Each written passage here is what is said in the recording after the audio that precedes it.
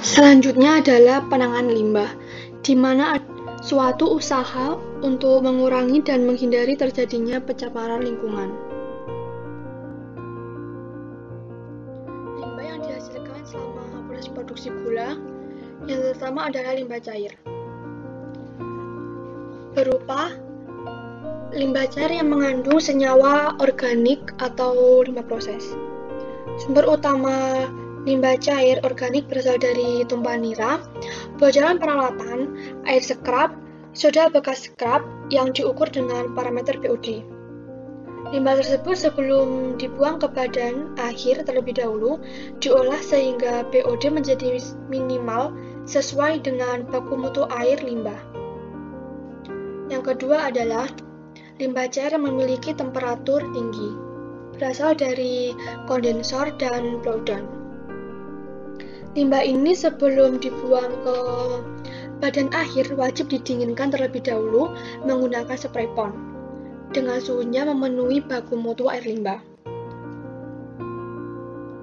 Proses pendinginan dilakukan dengan cara mengalirkan air limbah melalui suatu pipa dan menyemprotkan ke atas dengan bantuan nozzle, membentuk butiran-butiran air agar dapat berkontak langsung dengan udara bebas.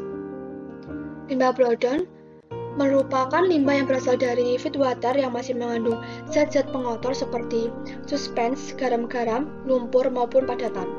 Kotoran ini dapat mengendap dan terakumulasi di dalam boiler apabila boiler beroperasi secara terus-menerus.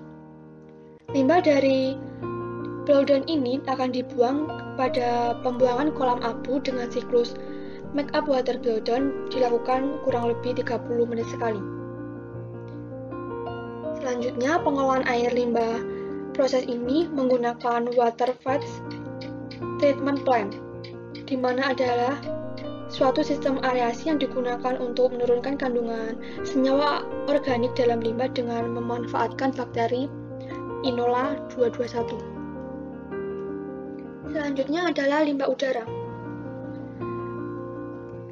Proses pengendapan uap air atau steam di unit boiler dengan bahan bakar ampas menyebabkan kemungkinan ampas tebu harus terbawa bersama gas buang atau yang dikenal dengan jelaga. Jelaga diukur pada emisi sebagai parameter partikel atau debu. Untuk menangani gas buang boiler, semua boiler dilengkapi dengan dust collector dengan menggunakan sistem basah untuk menangkap abu boiler yang terikut asap cerobong dengan cara sebelum asap keluar cerobong disertai dengan menggunakan air yang ada di dalam ESP.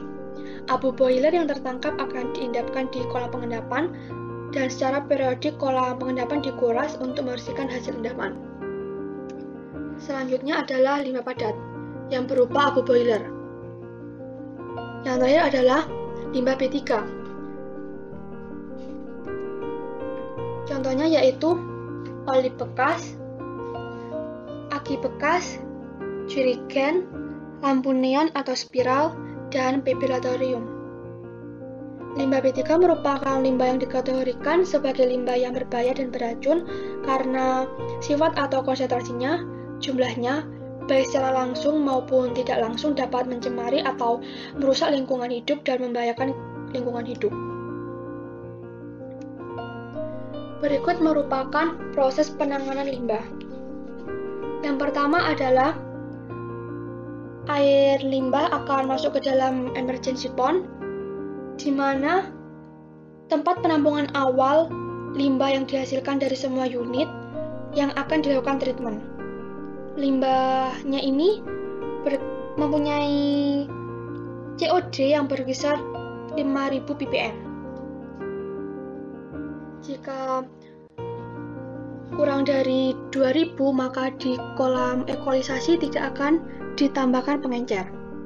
Kemudian masuk ke dalam kolam ekualisasi, di mana sebagai bak air limbah sebelum masuk ke bak aerasi. Selain itu, bak ini dilakukan pengendalian debit air yang masuk, penetralan pH, serta pengendalian suhu air limbah dengan bantuan pemberian air jernih dari embung. Pada umumnya, air limbah masuk bersifat asam, sehingga dalam penanganannya diberikan air untuk menetralkan air. Jika kandungan COD kurang dari 2000 ppm maka akan dilanjutkan ke bak aerasi. Selanjutnya akan dilanjutkan ke dalam kolam aerasi, di mana bertujuan untuk mengurai zat organik di dalam air dengan bantuan bakteri inolang.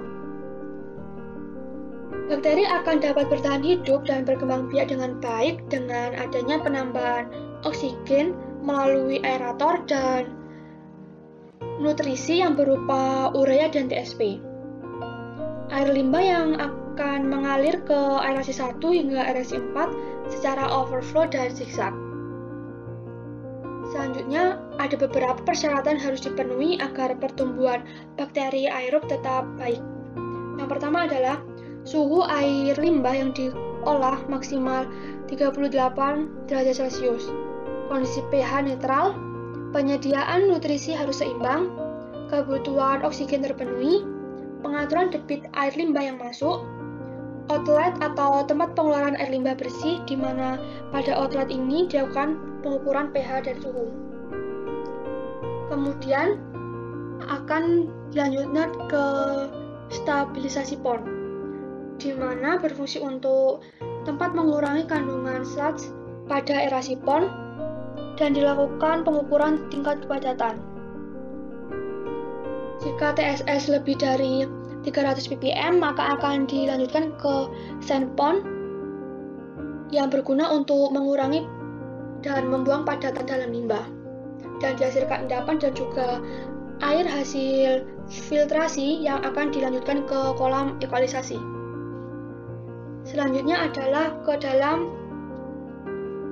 clarifier, di mana bertujuan untuk mengendapkan mikrobia atau endapan mikroba, dan endapan mikroba yang masih aktif ini nantinya akan dikembalikan ke kolam aerasi, sedangkan air yang jernih akan dilanjutkan ke kolam ikan.